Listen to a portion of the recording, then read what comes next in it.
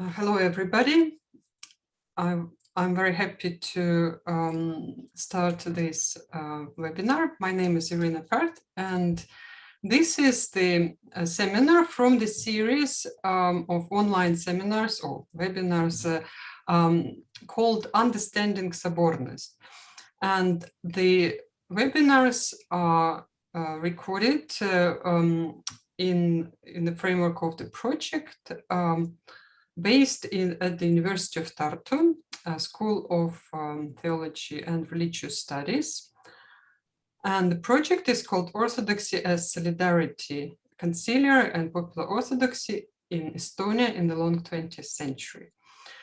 And also I would like to mention that these seminars are organized with the view in mind and in progress of a volume or a handbook on Orthodox conciliarity. So the papers that have been presented to this seminar, so we believe this is a work in progress and that will lead towards the chapters of this volume. So we will appreciate your comments and please follow us on YouTube and see our other seminars. So I give word to Andrey Shishkov, who is the co-host of the seminar, and he will introduce our today's speaker, Natalia Vasilevich. Thank you, Irina. I'm glad to introduce our speaker, Natalia Vasilevich. She's a PhD candidate in University of Bonn in Germany. A member of working group on human rights and religious freedom of the Conference of European Churches, a founding director of Ecumena Center, and an editor of a Belarusian theological journal Zbozha. Natalia will speak today about Pan-Orthodox Congress in Constantinople of 1923. It is rightly considered the beginning of the Pan-Orthodox preconciliar process, the last event in the series of which was the Council of Crete in 2016. Over the years, the Congress has surrounded with myths and ideological interpretations, as well as fakes, which are difficult to distinguish from the truth without special effort. Natalia Vasilevich has been researching this topic for years, and she intriguingly titled her report, How Pan-Orthodox Congress in Constantinople Has Broken Orthodoxy. What does it mean? We will find out in the next few minutes. Please, Natalia, you have the floor. Yeah, I wanted to find a provocative name for my presentation, and then I thought that probably it was not provocative in the sense I meant it, because normally in fundamentalistic and wider circles of Orthodox Church, it is considered that the main aim of the Congress 1923 was to break Orthodoxy, and but I meant that this Congress played a certain role in Pan-Orthodox process, which in some sense stopped it, in some sense discredited the Pan-Orthodox process in general. So I want to do also two important disclaimers about the beginning of the 20th century, but it also applies to other eras of Orthodox history. First, due to political perturbations in Orthodox nations, in this time, many church leaders were divided politically, belonging to different political parties, supporting different political leaders and their visions on the establishment of political institutions in the new Orthodox countries. And these non-theological factors played an important role also in inter-Orthodox dynamics. Second, due to the same perturbations, there were more and more lines of conflicts between local churches on the issue of canonical territory, and often to support their territorial and jurisdictional claims, some Orthodox jurisdictions needed to accuse another party in theological errors, and it also influenced on the Congress 1923 and its reception. These ideas of modernism, conservatism, traditionalism were rather implanted on already existing political divisions and jurisdictional divisions in the Orthodoxy. The reputation of the Congress 1923 was also ruined due to its connection to Patriarch Meletius Metaxakis, who was initiator of this Congress and is linked with this name. And the image of Meletius Metaxakis as an ecumenical patriarch in the Orthodoxy was demonized. In this sense, Congress 1923 is seen as Metaxakis' enterprise to destruct Orthodoxy and to introduce modernism and renovationism, meaning, among other, new calendar, second marriage of widowed priests, haircut and dressing of clergy, issue of fasting and possibility of economia on account of individual needs, and other novelties, as well as to support Renovationist church in the Soviet Russia and its reformist agenda. This parallelism of Congress 1923 and renovationism is often the case in works of those who blame the Pan-Orthodox Congress 1923 as heretical modernist event. The other line is ecumenism and preparation by decisions of Congress 1923, Orthodoxy's ecclesiastical union with Protestants. So the reforms needed to be done just to make Orthodox be closer to Protestants and finally to unite them in one church or para-ecclesiastical community. For quite a long period of time, the acts and decisions of the Congress 1923 were not easily accessible and known. Only recently they were researched comparably well. They were published in Greek with introduction by Archimandrite Theodokimos Karakoulakis, and there was research done by Father Patrick Viscusa, who made translation of the acts and decision into English, and by this gave possibility to evaluate not only the decisions themselves, but also the argumentation used by participants of the meetings, their motivation, and the role of each of them in formulation of this decision. So thanks to Father Patrick, wide Orthodox audience could have an access to documents. And it appeared to be quite different from the image of the Congress 1923 already existing in the Orthodoxy. During decades, that were the opponents of the Congress 1923 who contributed in formation of its image. And it was strongly negative. For example, not less as the saddest event of the Orthodox Church in 20th century was it characterized by Russian theologian Sergei Troitsky, who was one of the most consistent and zealous critique of the Congress 1923. The personality of Ecumenical Patriarch Meletios IV was demonized, and this puts a shadow to Congress 1923 public representation in the Orthodox Church and hinders the receptions of the decisions. The key role in the formulation of such criticism belongs to Serbia. Both the Serbian Church and the Russian immigrant church residing in Serbia, which we know as a Rokor church. Also, old Calendarist movement in Greece and other countries contributed to this process. Initially, the official position of the Serbian Church was rather moderate.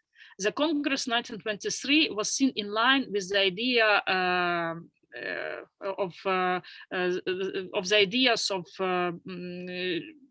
Holy Synod of Serbian Church, of Bishops' Council of Serbian Church, formulated in 1921, and these ideas, especially the idea of second marriage of the widowed priest, initiated and promoted by the Serbian delegation during the Congress 1923. So it was not Meletius Metaxakis to introduce the Renovationist agenda, but it was Gavrilo of Montenegro, future Patriarch of Serbia, who was insisting to discuss this topic, which was not initially in the agenda. That was introduced by him. So some other Serbian bishops afterwards, evaluating the results of the Congress 1923, they said the decisions were perfect. So everything was okay. We were happy about the decision of the Congress, but we were not happy with implementation of these decisions, that they really happened.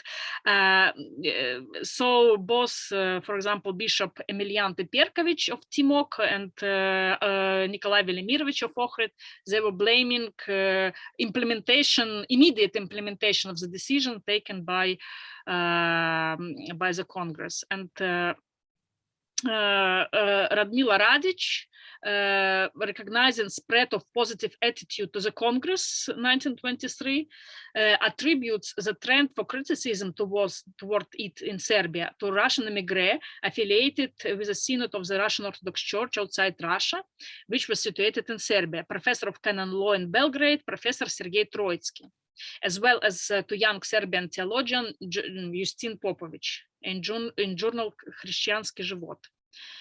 This criticism, starting from doubting the authority of Congress 1923 to deal with the issues it tackled, continued with concerns of resistance to modernism, and was strengthened by the fundamentalistic influence on the Serbian church by Rokor, in the framework of which the criticism was developing from the second half of June 1923. So the criticism started to develop only from the second half of June 1923 within Rokor. So first, again, they were quite happy. They recognized Anastasi Gribanovsky, who participated in the Congress, as a legitimate representative. They also called the Congress Pan-Orthodox Congress, but then at some point they changed their attitude and issued official declaration with refusal to recognize both decisions of the Congress as contrary to the holy canons and ancient church practice sanctified by the ecumenical councils, and also to the pan-Orthodox status of the Congress. But it was some moment which moved them to this. The denouncement of the Congress 1923 takes two intertwined directions. First, towards seeing Congress 1923 as illegitimately bearing the status of pan-Orthodox event, and treating it as a hostile act of the ecumenical patriarchate against the conciliarity of the Orthodoxy in general and the Russian Church in particular, and as an attempt to foster Constantinople primacy in the world Orthodoxy. And second, its presumed modernist and therefore anti-Orthodox character, violation of canons and even doctrine. So the second line of mythologization and critique is directed against the alleged modernism, or in words which are oftenly quoted in relation to the Congress, the words of Patriarch Photius of Alexandria in his letter to Patriarch Gregory of Antioch, in which he says that by the Congress a new dogma of modernity was introduced. And he characterizes the decisions of the Congress as changes of the holy canons, which are against practice, tradition, and teaching of the holiest Mother Church, proposed under pretext of quasi-minor modification. These modifications also happen to be explained often not as a genuinely intention to reform the church practices and canons for greater openness of the church to the world, but as ecumenical patriarchates induced compromise of the Orthodox doctrine for the sake of the ecclesiastical union with non-Orthodox churches, first of all with the Anglicans, as a last resort to survive in the complicated political situation. considering that, for example, the change of calendar was the reason was to come in closer to Roman Catholics and Protestants. For example, leading hierarch of Russian Orthodox Church abroad, Metropolitan Anthony Harpovitsky, he presumed ecumenical motivation to be behind the decisions of Congress 1923.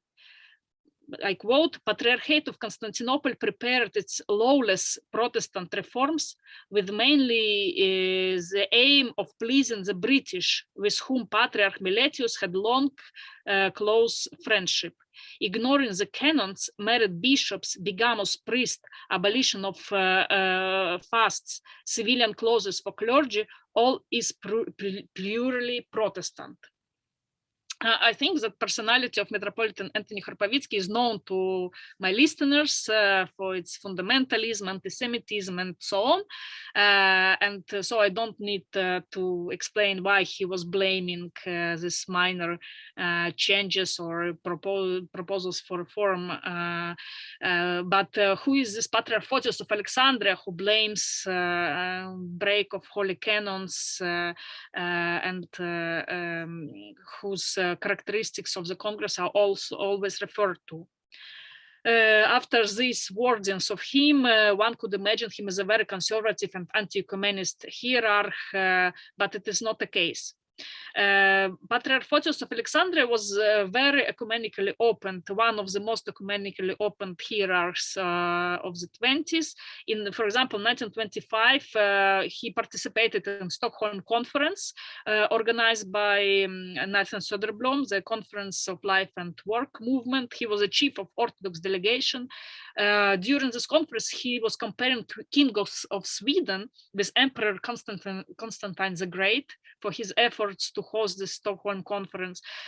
He also read the Nicene Creed at the ecumenical worship in the middle of the Lutheran Cathedral, standing near to Söderblom.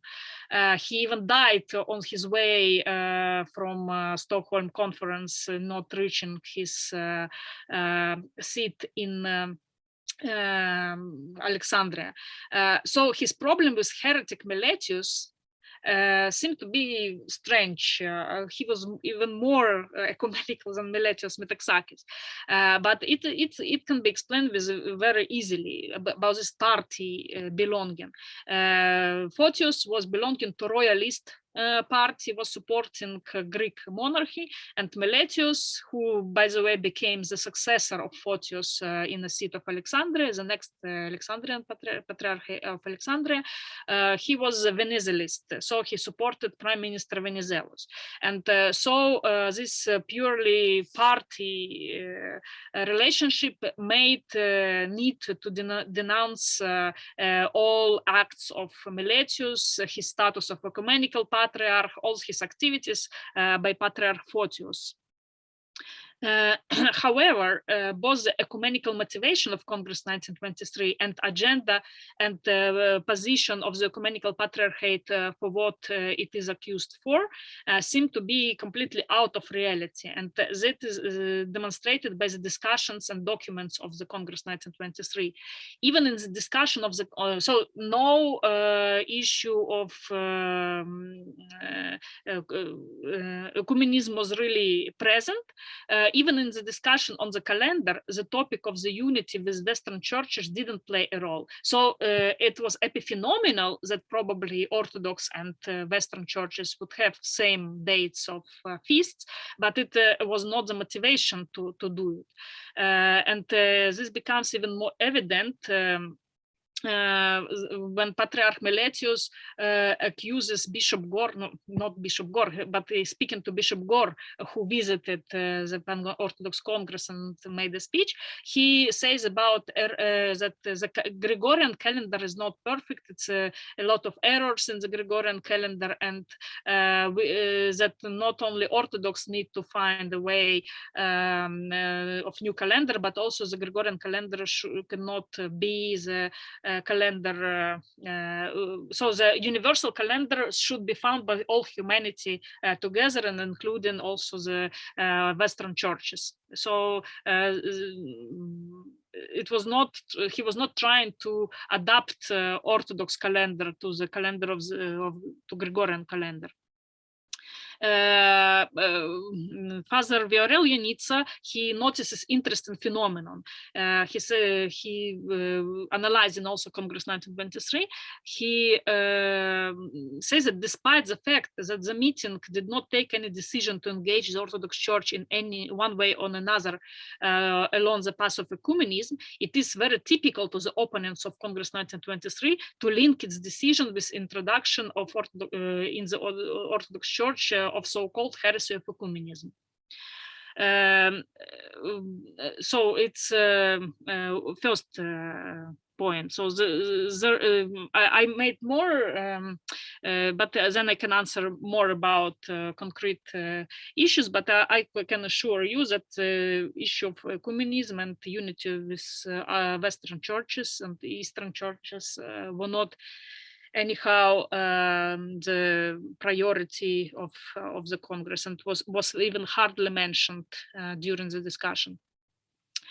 Father Patrick evaluates the Congress 1923 and its outcome in a positive terms, as providing a canonical framework and source of legitimacy for the reformist wing of hierarchy and theologians. However, he also insists that in turn, one of the consequences was a strong movement opposing alleged liberal spirit of Congress 1923.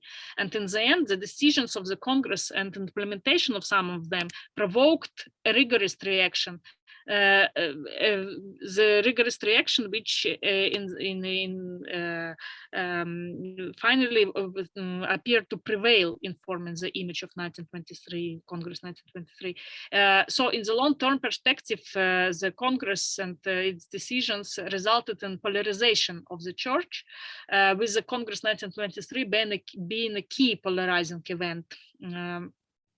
This controversy became so strong that in the framework of pre-conciliar process, one of the several polemic issues decided by Congress 1923, by which all this process started, so the issue of calendar, and then the brand of Congress 1923, second marriage of the widowed priest, was tabooed even for discussing, and the issue of calendar was finally opted from the agenda.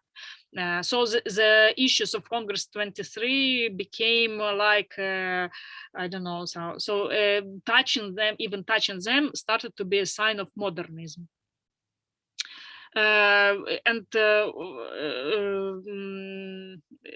So this rigorous reaction to the Congress finally was somehow even produced.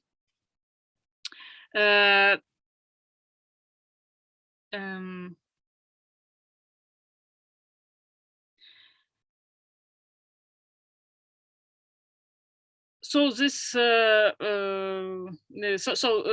this negative characteristics by Photius of Alexandria. For example, he also gave epithets to this Congress as smelling like heresy and schism, and like losing its ways in many issues. He also mentions unifications of Anglicans, Roman Catholics, and Old Catholics with Orthodox Church. So Photius, who read the Credo in Lutheran Cathedral, was seeing unification with the Orthodox Church of suddenly as something very smelling like heresy and schism. But this letter of Patriarch Photius finally was translated into Russian, and started to be appeared in official journal of Rokor, and reference from reference of this letter, the position of Russian Church, Orthodox Church abroad, which initially welcomed Congress 1923, was completely overturned its attitude and renounced it. So being first okay with decisions and discussions, after publication of this letter in Russian, decided to renounce its positive attitude to the Congress.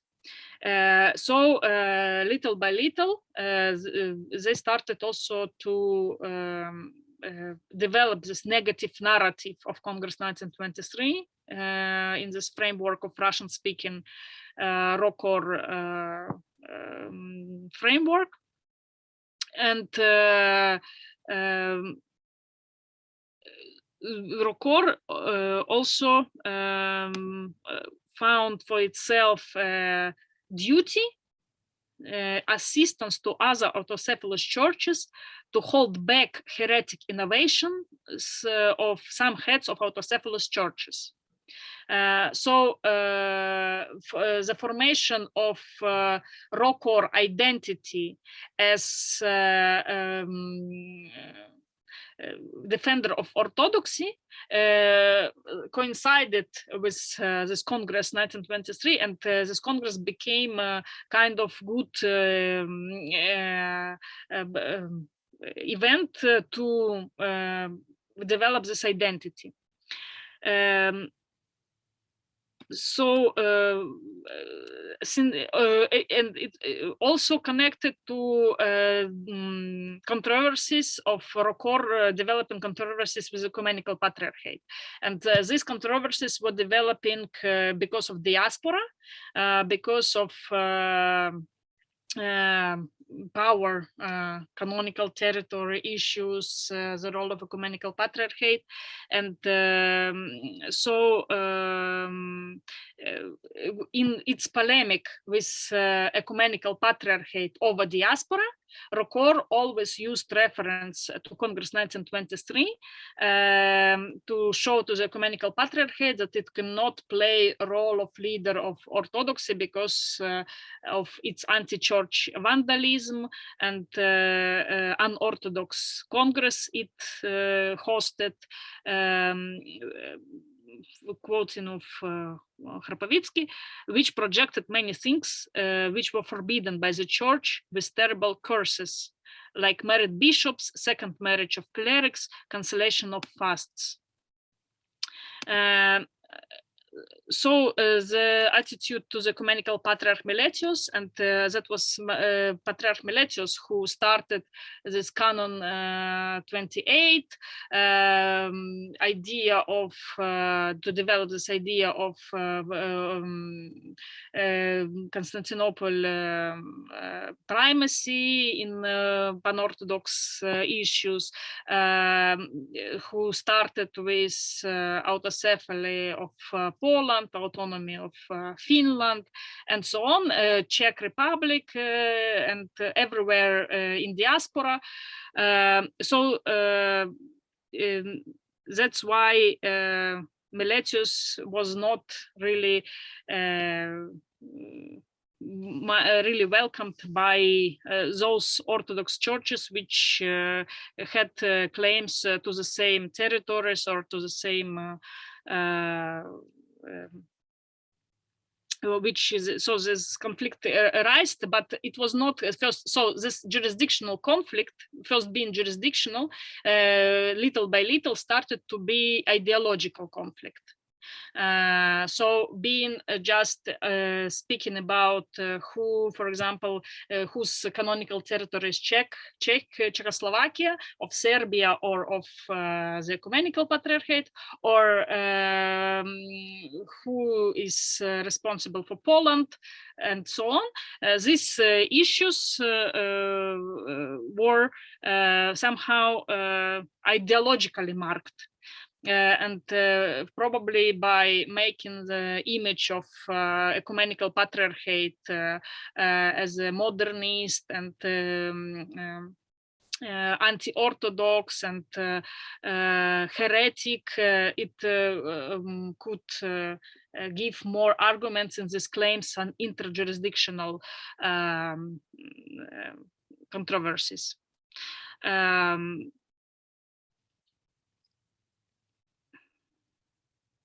So just a moment. Then the next group which contributed a lot to the formation of negative image of Congress 1923 was Old Calendarist movement, which started in several countries against the implementation of the revised Julian calendar. And in this movement, the critique of Congress 1923 was playing also a key role for their identity as alternative to the world orthodoxy, while the Congress was treated as a major step on path towards apostasy. Although all calendarists or true Orthodox movements were opposing themselves to the world orthodoxy, it is not rare that the latter, in relation to the Congress 1923, uncritically imports the negative mythologization narratives of the former, including also the demonization of personality of Meletius Metaxakis. And even in Orthodox Encyclopedia of Russian Orthodox Church, some Bulgarian Photius of Triadica, bishop of some old calendaristic Bulgarian jurisdiction, is quoted as Bishop Photius of Triadica in critique of Congress of 1923. And also official historians of the Moscow, not official, but how to say, close to Moscow Patriarchate historians like Mazyrin, Shkarovsky, for example, they also could reproduce these narratives from old calendarists just to in anti-polemic against ecumenical patriarchate. And during through these efforts, there are a lot of conspiracy theories about Patriarch Meletios, and I found also in these historians like Mazyrin and Shkarovsky also, I think that, for example, that he was a nephew of Venizelos, although there is no documental, no realistic proofs to this, but they just write it without any references from where they took this information. Everyone knows that Patriarch Meletios was nephew of Venizelos, or everyone knows he was Freemason. And Belarusian researcher of old calendarist schism, Alexander Slesarev, he comes to conclusion. He dedicated a lot of efforts to find information about Meletios, and he thinks that this personal defamation of Meletios played an instrumental role for old calendarist movement, who were seeking to put a shadow on the idea of calendar reform in general, and to foster their identity to justify the split. He argues that the personality of Meletius was chosen as the main object of anathematizing, being groundlessly represented by the schismatic group as a Freemason, and thus the idea of calendar reform as being anti-Christian and Masonic.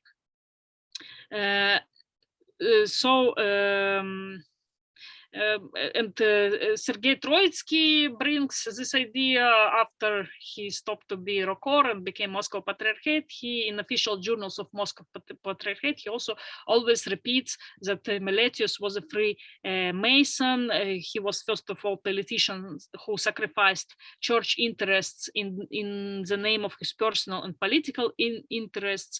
And also this puts the shadow on Congress 1923 as a Meletius project.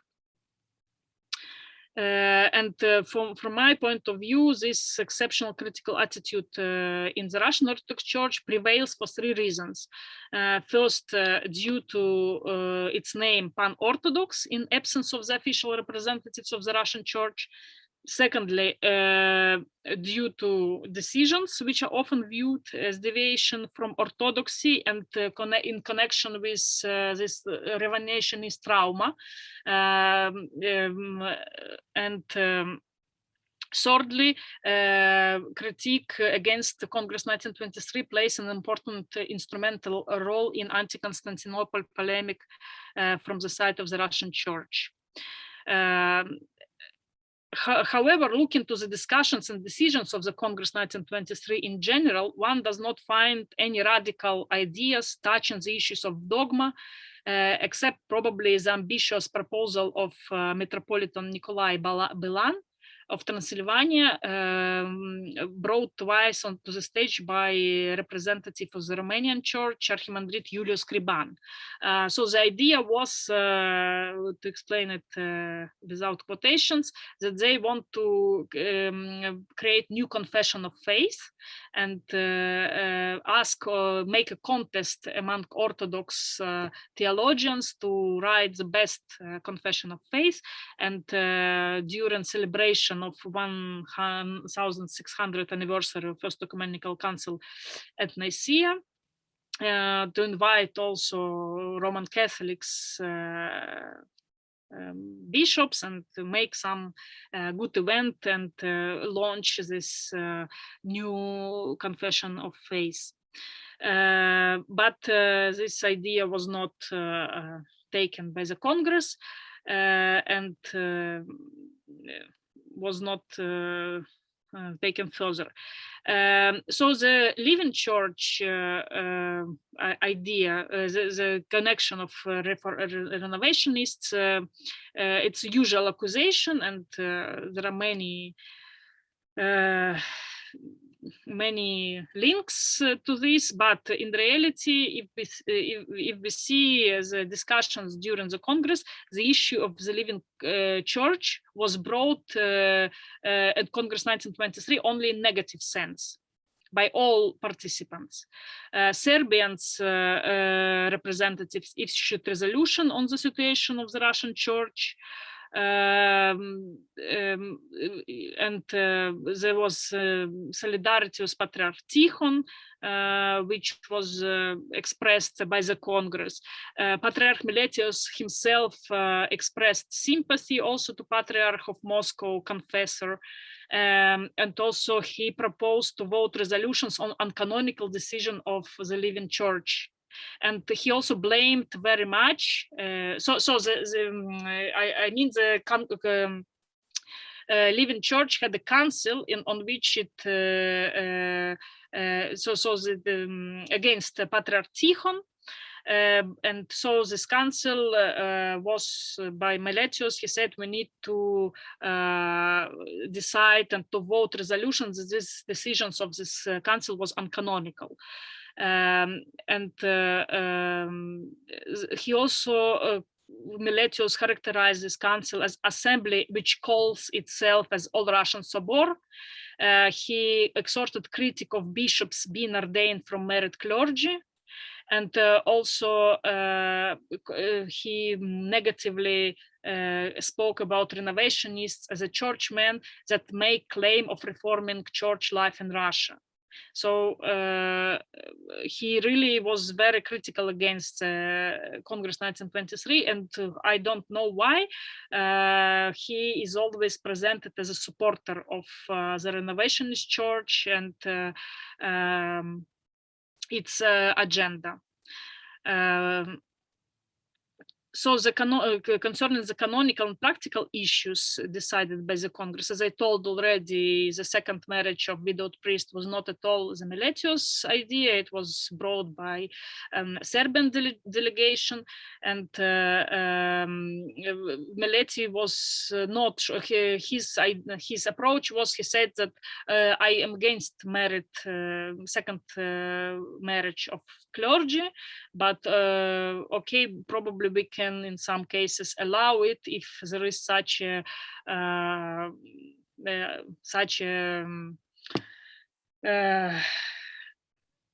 demand from the side of many Orthodox churches. So his position, which he defines and which he introduces in the Congress, can be called conservatism with buts. or rational conservatism.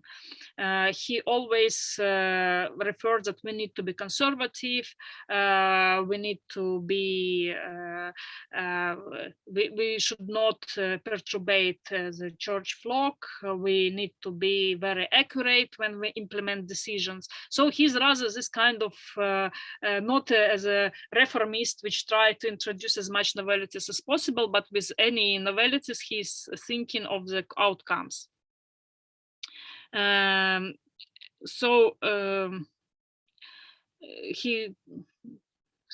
Okay, I see I'm out of time now. So on the one hand, the deficit of reception diminishes Congress 1923 significance as the first Pan-Orthodox meeting on the way towards the Holy and Great Council, while on the other hand, it plays a role of a reference point for discredit of the very process of the Holy and Great Council at all. As for example, Archimandrite Justin Popović, one of the most influential Serbian theologians canonized as a saint, was warning the Council of Bishops of the Serbian Church in 1977 concerning the preparation of the Holy and Great Council. He was writing, the question of the preparation and celebration of new ecumenical council of the Orthodox Church is neither new nor recent in the century of the history of the Church. The matter was already proposed during the lifetime of that hapless Patriarch of Constantinople, Meletius Metaxakis, the celebrated and presumptuous modernist reformer and author of schism within Orthodoxy, at his Pan-Orthodox Congress held in Constantinople in 1923. So in this sense, I think that breaking orthodoxy by Congress 1923 goes through polarization. So it was not the intention of the Congress 1923, but it was instrumentalized first in ideological and jurisdictional and political confrontation, and Paert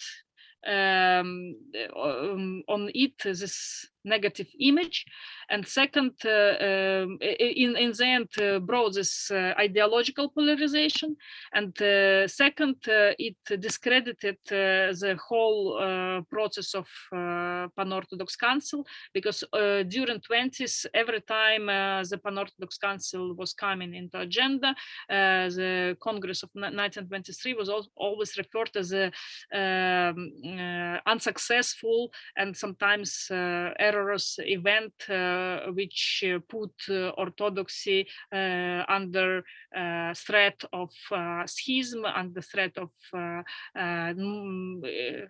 losing, in the threat of apostasy, in the threat of losing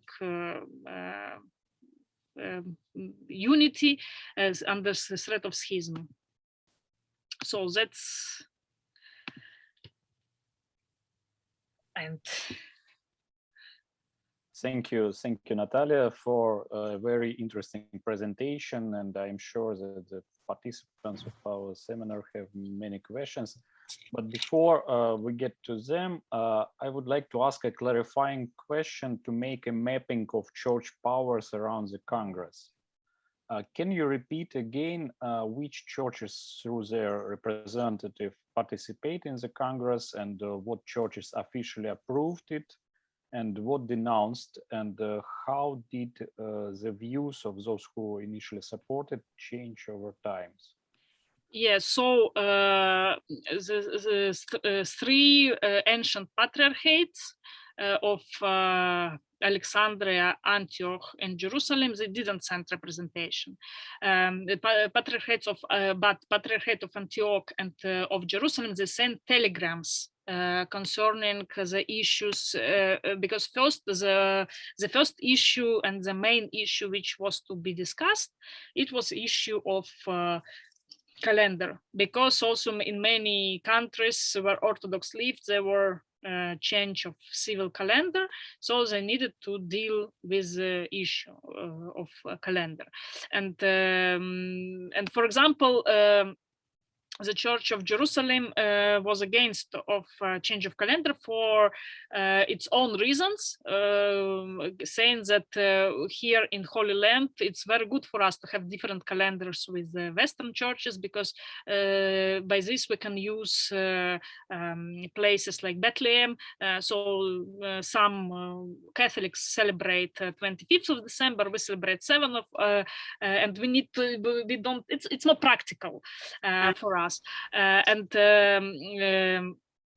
So Antioch also sent some telegram, and but Patriarch of Alexandria was always, so the Patriarch Photius, he didn't want to recognize Meletios at all as Patriarch.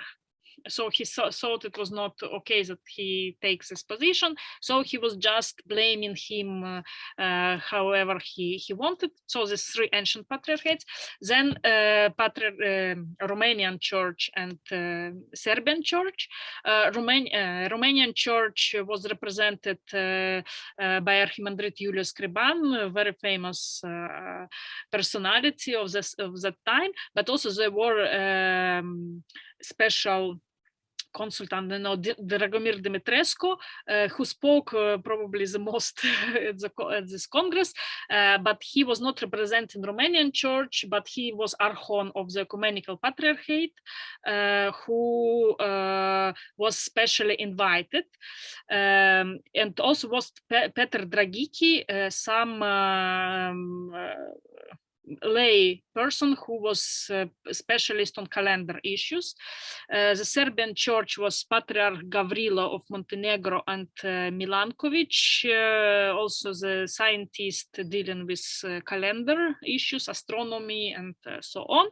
Then two Russian bishops, Anastasy Gribanovsky and Alexander Nemalovsky. Gribanovsky was representing Rakor.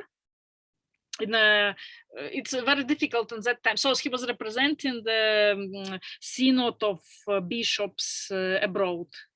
And Alexander Nemalovsky, he was also like representing Russian Church, but in the same time he was residing in Constantinople, and so his status was not as clear. Then wait, Romania, Serbia, Church of Greece. And that's it. Wait, I have somewhere the list of participants. Yes,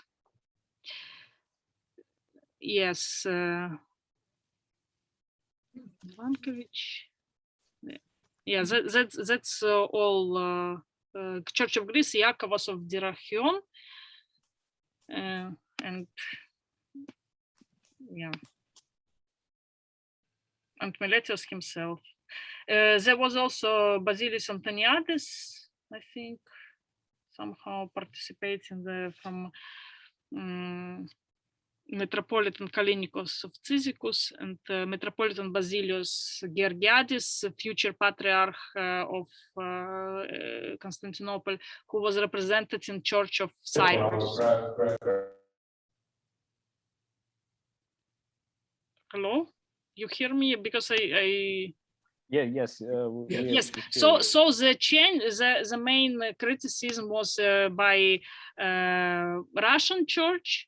First, they spoke about, speaking both about Alexander Nemalovsky of North America and Anastasy Gribanovsky as legitimate representatives of the Russian Church. Saying and reporting in Церковный Вестник about what happened there in the Congress and so on. But then after publication of the letter of Photius in Russian, they suddenly started to be critical, and they even issued how to say, demand that this must stop, although Congress was already over, but they must stop participation in the Congress. Then Serbian Church, which was happy with the decisions from the very beginning, and the biggest controversial decisions, second marriage of without priest, was Serbian project. But then under influence of Rakor and they started to change little by little their attitude, but still in 30s, they were still saying that in principle we approve, but the consequences of implementation of decisions for us are not acceptable. And later in 70s, with the influence already of Justin Popovich, probably of other streams of theologians, they started to be critical to the very topics even of the Congress and the Congress itself. The Russian Church, meaning the Moscow Patriarchate Church, first was not happy about the Congress because it was not invited. Patriarch Tikhon didn't accept it, although at first even the reform of calendar was accepted, but then someone told him probably that, you see, it was so communication at that time was very difficult. So I cannot know from where he got, but I suppose that from this Russian-speaking Церковный Вестник, or from this translation of Patriarch Photius could come arguments against the Congress 1923, and so the Russian Church always was critical to this event, and even the latest times, Skabei, in his article about pre-conciliar process, he started it from Renovationist church agenda, and then going to Congress 1923, linking them together as a same complex of ideas or movement, or so it was very often very much connected to Renovationist church, although it has nothing to do with Renovationist church, and so, but it's a conspiracy theory probably. Thank you, Natalia. And now we are ready to listen to the questions from our participants, please. Yes, Paul Valliere, please. Natalia, thank you very much for that presentation. It's very nice. I have a question. I don't know the answer to this question. Where did the idea for a Pan-Orthodox conference come from to begin with? In other words, was this Meletius's own idea, or did he receive it from someone else or someplace else? And if it was his own idea, what was his objective? What prompted him to do this, to organize this Congress?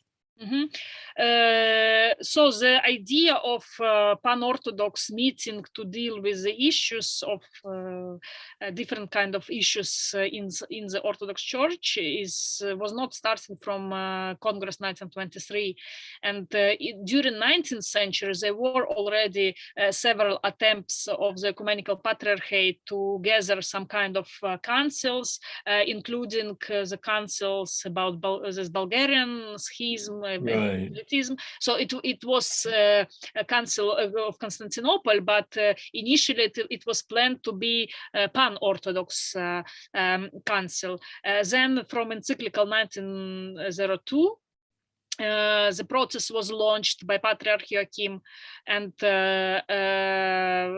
so this idea was already somehow inside in correspondence between the Orthodox churches, was topical, but Patriarch Meletios, I think that he when he became Patriarch of Constantinople, after being Archbishop of Athens and then being in the United States, he had an ambitious, of course he was ambitious in trying to make order as he saw it in the Orthodoxy. So to trying to organize diaspora, to try to organize in general the system of the local churches, and he tried even to bring this topic also to the Pan-Orthodox Congress, but very soon as he said, let us discuss these topics, other participants said, no, we will not discuss it. So the topics, and he didn't insist. So when they said, no, we will not discuss issues of diaspora and of system of autocephalous churches, he stopped immediately. But the issue for him was, I think, practical. I think it was very practical issue of calendar to deal with, and probably after having already bad experiences as Archbishop of Athens in the reform of calendar in Greece, he tried to make more legitimate body to address this issue and their arguments of this issue were very practical, and even there were many ambitious because in 20s in generally League of Nations were discussing more perfect calendar. So it was not just an Orthodox problem. It was like many political organizations were thinking what we need to do about calendar, and I think to join also the process of League of Nations was important for Orthodox, because they were discussing which we need to when the new calendar, once the new world calendar will be discussed, what can be our contribution? Can we renounce week lengths of week at 7 days? Because there were proposals to shorten a week and make a week 5 days, for example, or to make an anonymous day which will not belong to the system of weeks. As Orthodox, can we accept it or not, or and so on? So there were so many ideas from scientists, from politicians, that Orthodox tried also to understand what we want from calendar and how we will live in the world with a new calendar, and how can we contribute to the League of Nations or pan-Christian discussions about calendar. That's one. And second, of course, how our people living in. He comes from United States, don't forget, yes, Meletios. People in the United States, Orthodox people of the United States, could not claim, please give us 7th of January as a feast day because we have Christmas, because they were minority and they needed to live in the society as it was. So to meet the pastoral needs of people, let us just now, for the moment, take a temporary decision to make the life of people easy and not separated between ecclesiastical calendar and civil calendar. So that was a very practical idea. And in the end, in some contexts, it still the case where the new calendar exists. In some, it's not. Thank you, Natalia. Next question, Sebastian Riemerstadt. Thank you. Can you hear me? Yes. Yes, very well. Thank you very much for the stimulating talk, Natalia. I really liked it. It reminded me of a lot of good times when I was studying the same thing. Did I understand you correctly that you say, or you claim that the Congress of 1923 was just an excuse, which was used later just as an excuse to accuse Patriarch Meletios of being a modernizer and an ecumenist and so on? What would have happened if he did not organize this Congress, basically, with what I'm saying? Yeah, I think that could be possible to find another accusations against of him. He did a lot of acts, but Congress 1923 played could be instrumentalized very well as this blame. Oh, that's yeah. Also because of the second marriage of widowed priests, also the personality of Sergei Troitsky is very important, I think, in this. When he was still in Russia before revolution, before he left to Serbia, he was working on issue of modernism. He translated encyclicals against modernism, Roman Catholic encyclical against modernism, and so he was first one to be very much this issue of modernism was coming for his very dear for his heart to be against of it. And second, one of the biggest topics he worked in canon law was the second marriage of priests. So it was his topic, and he dedicated his life and his career and his scientific interest to this very topic, and also responding to the situation in Serbia, because in Balkans it was widely spread. It was almost consensus, I would say, among clergy that second marriage of widow priest must be allowed. It was such a great demand and no obstacles, and he was accusing them, they are all in the Balkans, they don't know Orthodoxy, these priests, they make this, it's their, how to say, blaming that priests as a strata in the society, because saying they want just their interest to be implemented, so they unite in the trade unions of priest organizations, and they lobby what is better for them, and so on. So he was very critical to Balkan Orthodoxy, and in the end it played all together that he already had authority in the issue of the second marriage of widowed priests, and he introduced all his work in blaming the Congress 1923 and Meletius, although it was not Meletius at all who promoted it, and he didn't want this topic to be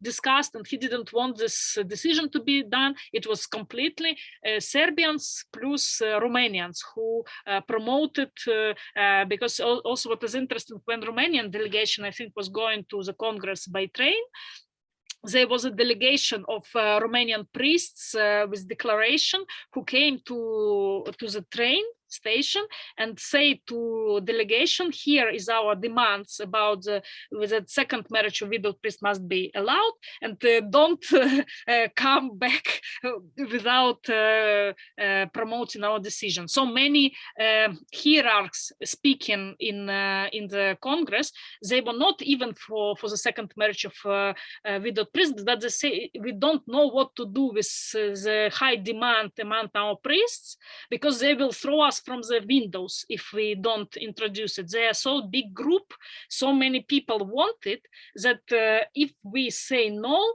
that in our church will be destroyed, the hierarchs will be destroyed. So the argumentation also was just how to save our hierarchical peace and not to be thrown from windows by priests. Thank you. The next question from Alison Kolster. Yeah. Thank you, Natalia. That was so helpful and informative on all kinds of things that I've kind of tried to fit together but not been able to do. I'm particularly interested in what you said about the link between the Renovationists movement in Russia and this 1923 Congress. I mean, you said on the one hand that there was no particular link. I mean, on the other hand, that the issue of the living church was viewed negatively by the Congress, and there was support for, or at least sympathy for, Tikhon and his situation at the time. I'm just struck by, I mean, I haven't read or known much about this 1923 Congress before now, but only really read about the Renovationist Congress of this same year.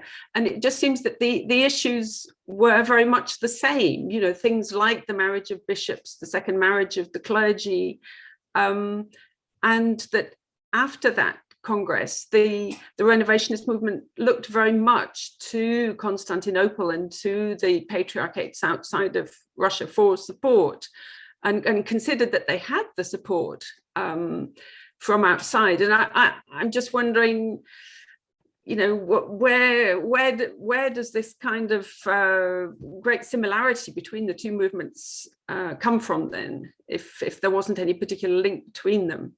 Yeah, you said about the marriage of bishops were not accepted by the Congress 1923, and even Meletios himself, he said about to denounce the Council of Renovationist Church. They said, you know, this council which judged Patriarch Tikhon, they also introduced married bishops, and it was like, so how can we listen to them on the topic of Tikhon? So the idea that married bishops were introduced by the Renovationist Council for participants of Congress 1923 was like unacceptable idea even to think. So that discredited immediately. So it was not serious Orthodox. How can you consider Orthodox event which could do this kind of and when they introduced the second marriage of widowed priests, it also was not to introduce a second marriage of priests. It was a discussion about, so there was a very interesting canonical discussion. Unfortunately, I cannot present all of it because each hierarch, each participant had its own approach to canons in general, but they really, so that was a problem solving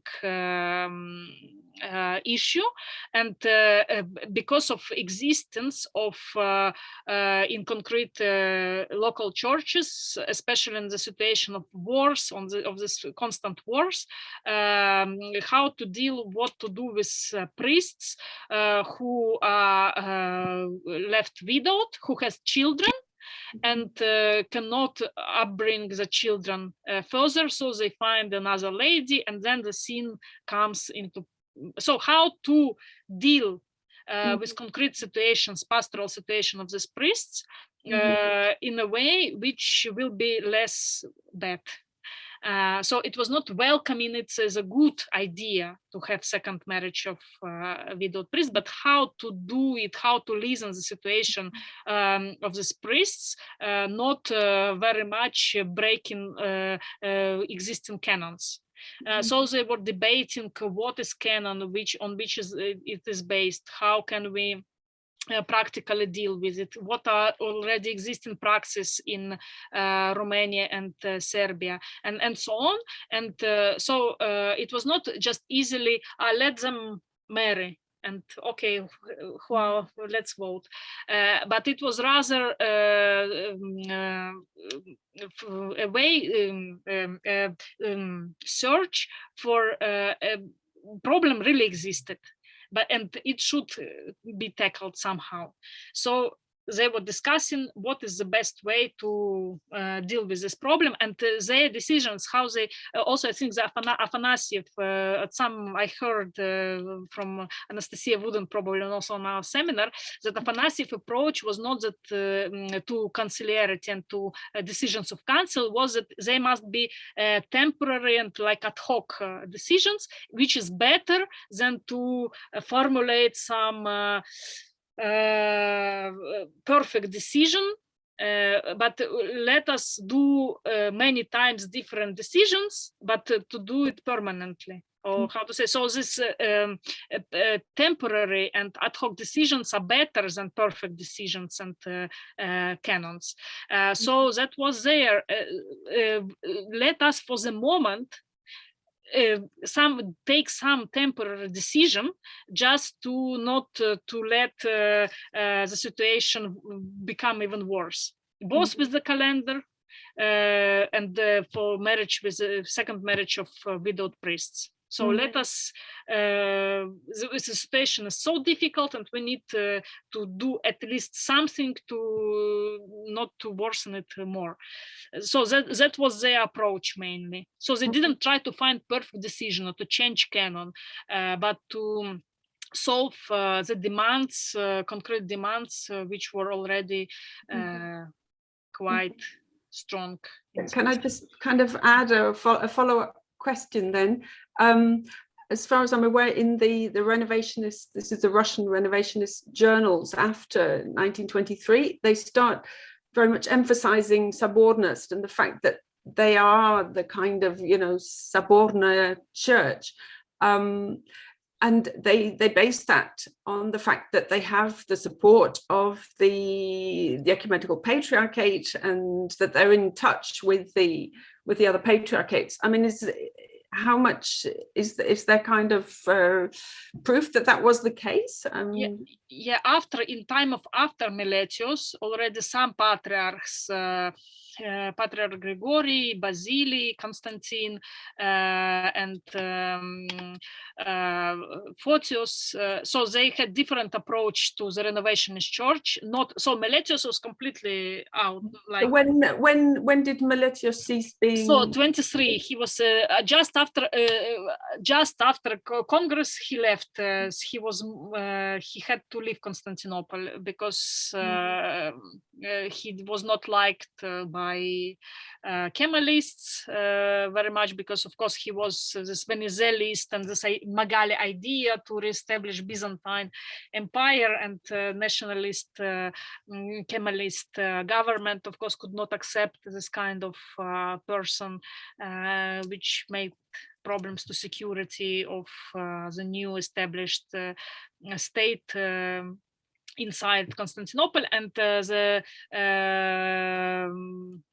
okay, so he had to leave the country and went to Mount Athos. And but he never was, so I couldn't find any proof of him supporting Renovationists. That's one thing. Second thing, there was this Iakos Dimopoulou in Moscow, the archimandrite, which was representing ecumenical patriarchate, which did his own agenda. And he was not so much dependent on the ecumenical patriarchate, also because the communication was, you could not just call and discuss things. So he needed to take many decisions by himself. Third thing, the ecumenical patriarchs were changing. So the situation of ecumenical patriarchate itself was such unclear, like one patriarch after other was dying or sent out of the country. The population was exchange of population, losing whole dioceses, millions of people, priests, and so on, and security was under question. So they really were not so much in the mood and capabilities to really study all documents produced, for example, by the Renovationist church. So they always were thinking that something strange happens in Russia. No one knows who is right, who is not right, and especially after 27, when Rokor was against Sergianist church, against Sergei. Then Eulogius had problems with Rokor. So who could understand who are the Russian church? And each one was blaming each other. And in 30, in Vatopedi meeting already of Serbians, they said, we consider the church abroad to be representative of Russian church, not the Serbian church, not the synodal church of Benjamin, but abroad we don't know who is right, Antony or Evlogi, but we know someone from them is right, but we don't know who of them. Polish representative Alexei Gramatsky, he was saying, there is also a Ukrainian autocephalous church, which is more, it is the real Russian church and should be representing Russian church. We need to invite them, and so on. So, when all these bishops were like It was very, very difficult to understand who is doing what. And also Renovationists, this is the fourth thing, they were always claiming that they were sending greetings. They also, the name Veniamin Muratovsky, I discovered that in 1925, Söderblom, who invited for Stockholm conference, he sent a letter to Veniamin Muratovsky, and then when Glubakovsky wrote to him, why did you send invitation to Veniamin Muratovsky? He said, no, why did you send letter of invitation to Renovationists? He said, no, we didn't send a letter to Renovationists. So they didn't know who are these Renovationists. And also because Veniamin of Petrograd and Veniamin Muratovsky, so some, with these names, because normally Veniamin of Leningrad, who is he? Who is his family name? How they never used family names, so that could be how to understand who are these people. And I think this it was such a mess in their own churches. Then to understand mass inside Russian church, it was completely impossible. Yes. Yes. Yeah, but you are right that Renovationists, they were very clever. They were very checking what happens on Pan-Orthodox level. They were creating special commissions to participate in the agenda of Pan-Orthodox meetings, and so they try to present themselves as a really well-developed theological team, and yeah. Thank you, Natalia. Irina, please, your question. Right, so I have several remarks or questions, and I think some of them have been already addressed. So I take your point about this developing reaction, accusation of ecumenism and modernism, so that can be traced especially to the Rocker ideologists, and not only in this case, but in other cases as well. But I think I'm kind of interested in, on the one hand, about this ecumenical context and the role of the Church of England. So was there any form of organizational support, or so, because there were a few, there was several kind of developments going on at the time between the Archbishop of Canterbury and the Orthodox churches. So I mean, how do you place it in that context? And so that was one question. And also, well, just a remark so that I don't forget it. There is an article by Gregory Fries about the calendar issue in Russia. I wonder if you know it, because he seemed to argue that Patriarch Tikhon indeed tried to put this reform, the calendar reform, but he couldn't because of the popular resistance. So it was not Renovationist or anyone, but it was really like the parishioners who opposed it. So yeah, but himself, Tikhon, I think he writes in his argumentation why they changed back to old calendar, that also because Renovationists did it, and so we need to renounce it. Yeah. So this argument, to be not like Renovationists, was also present. Tikhon's argumentation of. Yeah, no, I absolutely, I agree. But can we also could you say a few words about the council itself, this Pan-Orthodox Council? How did it present itself in terms of, let's say, theology, conciliar theology? That's one question. Another is, what was the role of laymen in this council? So did they actually have right to vote, or were they just consultants, these archons and I don't know, canonists whoever they were in the photograph, you can see them, they are standing there, and so they seem to be quite, important as from your presentation as well. So there were, it also coming to decisions, it was some delegates already left when decisions were taken. So the decisions were signed by those who were present and who represented churches. But for example, this Dragomir Dimitrescu, he didn't sign anything, but he was really speaking and promoting ideas, and everyone was listening to him. And so I think in this sense, the participation of lay was, and even not being delegate, like he was, he played an important role in this. But also what they changed in Vatopedi 1930, they also that they asked all participants to have a letter of approval that they can vote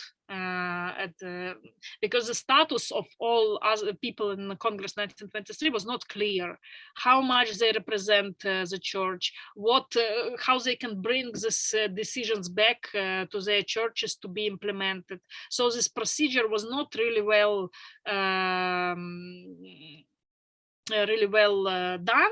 And first, even it was not called Pan-Orthodox, only in some session they decided that if we are all coming together, why not to be Pan-Orthodox Congress? And they didn't consider themselves council because they said we need council. So they were considered it to be preparatory event to the council, and so the council should have how to say, so they were expecting the council will happen soon, and first date was this 1925 Nicaean Jubilee to make this council. And now until this council, so for 2 years, these decisions were done. Which I told. So somehow to survive these 2 years, when more hierarchs, more authoritative hierarchs will come, and then with more work, not so urgent, not in a hurry, we'll tackle all the issues and come to more balanced and probably more decisions with more authority. So that was their idea. So they try not to consider themselves as a council, or they understood their limited authority to take decisions. So that's why even in decisions themselves, they inserted like this measure is reckoned until Pan-Orthodox Council will make a decision. So it's very temporary. They were speaking about temporary decisions,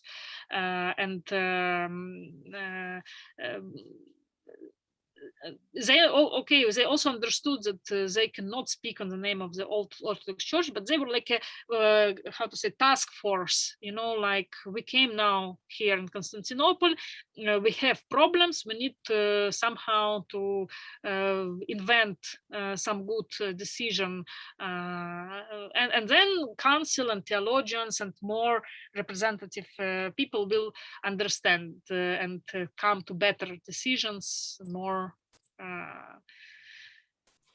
But sorry, just to follow up. So they didn't see themselves as a council. I mean, I like this task force. But what about the critics? How did they call them? So they, of course, the main problem is non-participation of Russian Church, and I think this. So they didn't recognize Anastasia Gribanovsky and Alexander Nevalovsky as legitimate representatives. Also because some of the same issues were already taken in the Council 1917 and 1918. Sorry, but what was the term they used to describe this gathering? So that Congress, which the Congress normally, and they say which yes. calls itself Pan-Orthodox, but it is not Pan-Orthodox, and so Congress. It's normally is said Congress, and themselves they also called Congress. Natalia, do we know how did the Congress see the future structure of the Ecumenical Council, which was planned on 19 and 25? No, they didn't yet come to discuss the concrete structure, leaving it for further. Then in 20s they started to discuss how the council could look like, and then they couldn't come to the conclusions, and so that's why in the end they refused from the idea of the council to have council immediately, but first to prepare to council and to discuss how it should be composed, what should be the agenda, how the agenda should be composed, and so on. So they were in correspondence, they were writing to local churches, asking what they think. But what is interesting, also some ideas of the council come also from these three ancient patriarchates, so-called, like Alexandria, which was first in this position, because they wanted to overturn. So for them, having council as soon as possible it was a chance to overturn the decisions of Congress 1923, including the decision of Calendar. So those who were against of council at first months or first year, they tried even to say, let us have council not in 25 but in 24, because 25 is too long to wait, so let us make 24, decide that the decision about Calendar was stupid, come to old Calendar, and we are done. To overturn our decisions, because they are reckoned until Pan-Orthodox Council. So they recognize that the decisions are here and they are implemented and they could be somehow implemented, but because it was stated in the documents until the Pan-Orthodox Council, for them it was important to have Pan-Orthodox Council as soon as possible to cancel these decisions. And then like the idea, when the Ecumenical Patriarchate said, no, sorry, 25 was decided, so let us wait until 25. But in the end, as we know, 25 was very optimistic, too much optimistic idea. And then those who were against the decision of the council, they started to step back and try not to have the Ecumenical Council, because they understood that the Ecumenical Council can have decisions which are not in the favor of those who were against Congress 1923, and then might legitimate these decisions. So first trying to use Ecumenical Council against Congress 1923, they stepped back to not let it happen at all and not let any decisions be universal for all Orthodox. Yes, very interesting. The next question, Alison, please. Yeah, I just wanted to ask, did the Congress in any way, in its looking forward to a future council, did it look at the preparatory work of the 1917-1918 Moscow Council, or did it look to the Moscow Council at all in any way? Only there were references to the council, to the concrete decisions, for example, of the second marriage of widowed priests, which was done by Russian hierarchs present in Congress 1923. So saying that, you see, we already discussed it there, and so on, like more or less as a material for, but for this, the very idea of the council, no. And I think that it was more Söderblom initiative of Stockholm Conference 1925, his Universal Christian Conference, as it was called, because Söderblom in 20s and 1918, he had this idea that let us have universal council, ecumenical council, which will include Orthodox and Protestants, because he didn't consider Roman Catholics to be worthy enough to participate in this council. Okay, there was a problems with the Roman Catholic Church, but he really imagined Orthodox Church to be like two branches of Christianity, evangelical and Orthodox, coming together to the same universal council, which will be Jubilee of Nicaea. That's why they were reciting this Nicene Creed in Stockholm Conference. It was all around Nicaea. But he was imagining that many patriarchs of Orthodox patriarchs will come to participate, and finally that will be like ecumenical council. And I think that idea of Belan to propose this Pan-Orthodox Council in 25 was more or less inspired by Söderblom's activities in the same direction. And but to make it Pan-Orthodox Council, and I think that there was some kind of correspondence, and also Söderblom was very sad when he learned, and he tried to make sure that these two events will not be in the same time, just that the patriarchs will not go to Pan-Orthodox Council instead of going to his Universal Conference. So he was trying to make sure that they will arrive. And only Patriarch Photius, the only patriarch who participated was Patriarch Photius of Alexandria, this big the person who accused Meletios and being trying to unite Orthodox and Protestants and being modernist and so on. Yeah. The bad guy.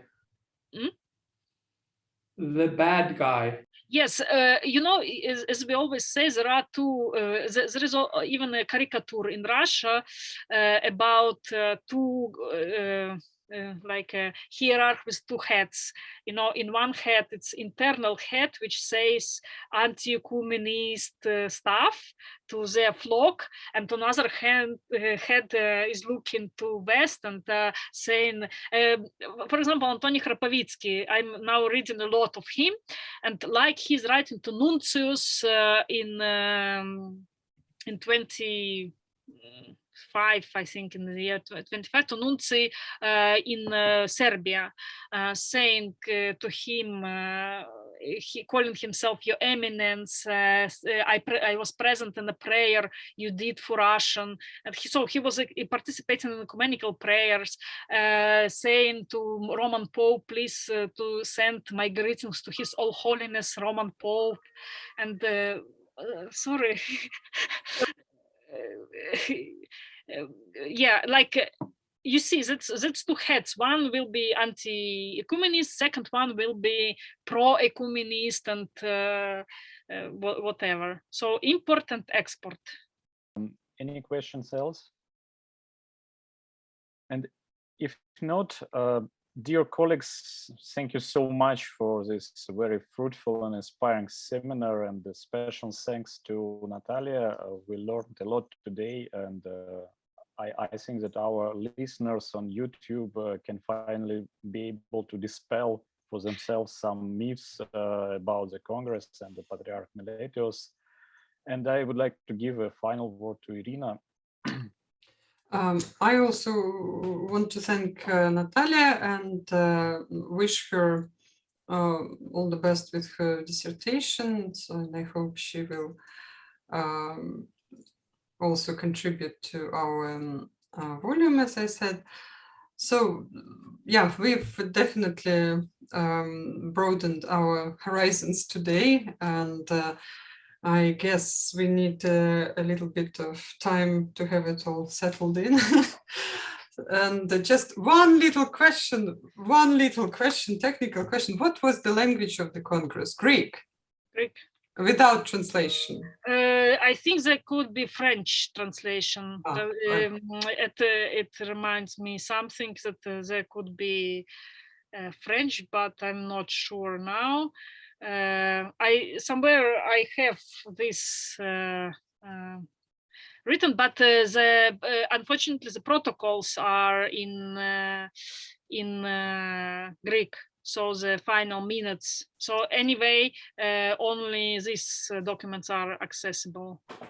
So that makes you a very valuable person to tell us about the contents. Yeah, but fortunately, Father Patrick Viscusa did the good job to bring these texts into English and made them accessible to all of us. Right. Okay. Well, that's even better. But thank you so much. And yes, so I just stopped the recording and hope to see you again in our next seminar, which will take place in November. And Sebastian will speak about the fate of Parisian exarchates. So today we have mentioned Metropolitan Evlogi. So next time we're going to find out about this story and his version of the events, which started also in the 1920s. So thank you, Natalia. Thank you, everybody. Yeah, and all the best. Bye-bye.